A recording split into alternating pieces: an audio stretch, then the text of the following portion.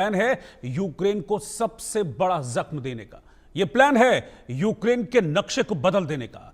Putin ने तय कर लिया है कि अब जंग को अंजाम तक पहुंचाकर ही वो दम लेंगे, ज़ेलेंस्की को सरेंडर करने पर मजबूर कर देंगे और इसका ट्रेलर भी अब देखने को मिला है।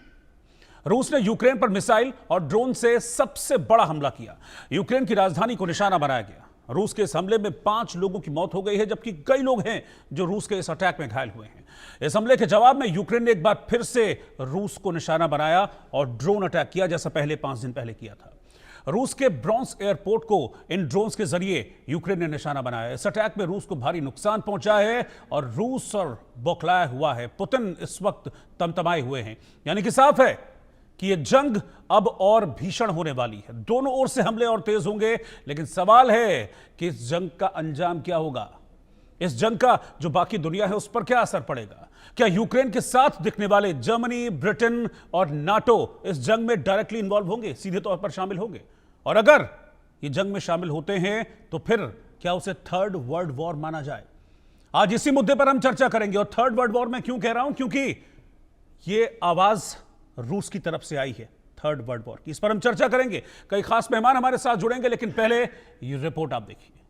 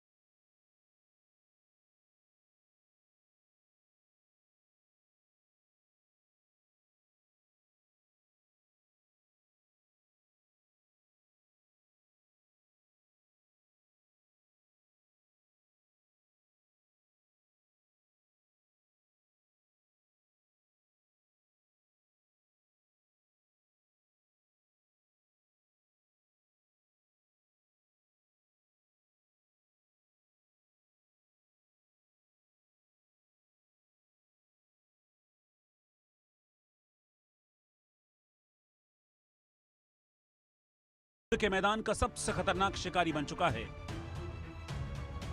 इन ड्रोन में 4 से 5 किलो तक विस्फोटक लगाए जाते हैं। इन्हें टैंक, आर्टिलरी, कमांड पोस्ट को निशाना बनाने में इस्तेमाल किया जा रहा है। इन ड्रोन में छोटे वॉरहेड होते हैं, लेकिन ये टैंकों और सैन्य उपकरण को तबाह करने में सक्षम हैं। FPV ड्रोन की लागत महज 40,000 रुपए से लेकर 1 लाख रुपए तक है। लेकिन यही सस्ते ड्रोन रूस के लिए काल बन रहे हैं। इन्हीं ड्रोन के जरिए यूक्रेन रूस पर ताबड़तोड़ हमले कर रहा है, लेकिन पुतिन ने इसका भी तोड़ निकाल लिया है। वो एक और ड्रोन का जवाब ड्रोन से दे रहे हैं, तो दूसरी ओर मिसाइल से यूक्रेन को दहला भी रहे हैं।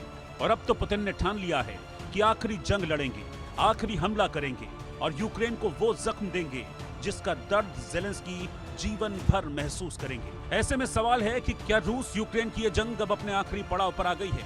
क्या अब आर पार का वक्त आ गया है? क्या पुतिन के दिमाग में न्यूक्लियर प्लान तैयार हो रहा है? Bureau report, India news.